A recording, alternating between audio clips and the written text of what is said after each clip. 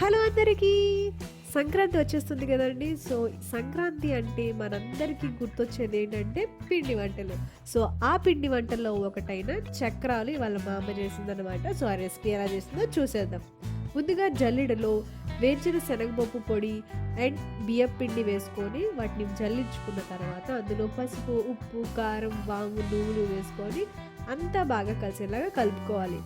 ఇప్పుడు అందులో వేడి నీళ్ళు వేసుకొని స్పూన్‌తో కలుపుకున్న తర్వాత చేత్తో గట్టిగా కలుపుకొని మూత పెట్టి ఒక 15 నిమిషాల పాటు మనం దీన్ని రెస్ట్ ఇవ్వాలి.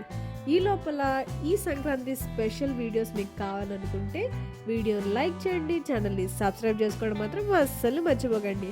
15 నిమిషాల తర్వాత కొద్దిగా పిండి తీసుకొని అందులో వాటర్ కలిపి చక్రాల గిద్దలో వేసి మనం దాన్ని ఒక స్పూన్ పైన మనకు నచ్చిన షేప్‌లో వేసుకొని నూనెలో ఫ్రై చేసుకుంటే ఎంతో టేస్టీగా ఉండే చక్రాలు రెడీ.